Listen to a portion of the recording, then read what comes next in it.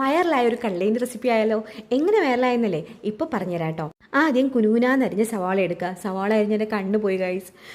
അതെല്ലാം പോട്ടെ. ശേഷം നമ്മൾ എടുക്കേണ്ടത് ഒരു പാനാണ്. നന്നായിട്ട് ഓയിൽ ഒഴിച്ച് ചൂടാക്കാൻ വെക്കുക.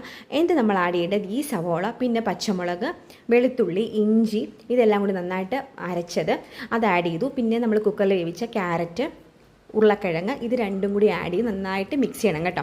എന്നിട്ട് നമ്മൾ ആ സമയം കൊണ്ട് ബ്രെഡ് ഒന്ന് നന്നായിട്ട് പൊടിച്ച് വയ്ക്കണം. എന്നിട്ട് നമ്മൾ ഇതെല്ലാം കൂടി ഒന്ന് ജസ്റ്റ് ഒന്ന് യോജിപ്പിക്കുക. ശേഷം നമ്മൾ ആഡ് ചെയ്യേണ്ടത് ചിക്കനാണ്. ചിക്കൻ നന്നായിട്ട് വേവിച്ച് അതും കൂടി പൊടിച്ചിട്ടോ. വേവിക്കുമ്പോൾ കുരുമുളക് ഇടാൻ മറക്കല്ല. എന്നിട്ട് ആവശ്യത്തിന് മഞ്ഞൾപ്പൊടി, മുളക് പൊടി, മല്ലിപ്പൊടി, ഗരം മസാല, കുരുമുളക് പൊടി വേണമെന്നുണ്ടെങ്കിൽ എരി നോക്കിയിട്ട് നിങ്ങൾക്ക് ആഡ് ചെയ്യാം. എന്നിട്ട് നമ്മൾ കുറച്ച് ബ്രെഡ് ക്രംസും കൂടി ആഡ് ചെയ്യുക. നന്നായിട്ടൊന്ന് മിക്സ് ചെയ്യണം. എല്ലായിടത്തും ആ ഫ്ലേവറൊക്കെ ഒന്ന് പിടിക്കണം. എന്നിട്ട് 2 മുട്ട എടുക്കുക. നന്നായിട്ട് അങ്ങ് ബീറ്റ് ചെയ്യുക കേട്ടോ.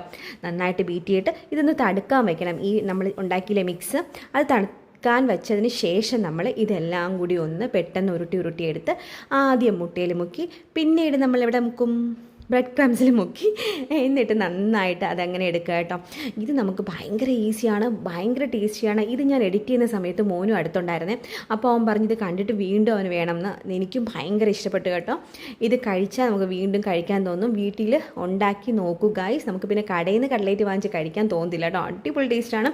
അതിൻ്റെ ബ്രെഡ് ക്രംസിലൊക്കെ മുക്കിയെടുത്ത് എല്ലാം നമ്മൾ സെറ്റാക്കിയിട്ടുണ്ട്. ഇനി നമുക്ക് വേണ്ടത് പാൻ എടുക്കുക, നന്നായിട്ട് ഓയിൽ ചൂടാക്കുക.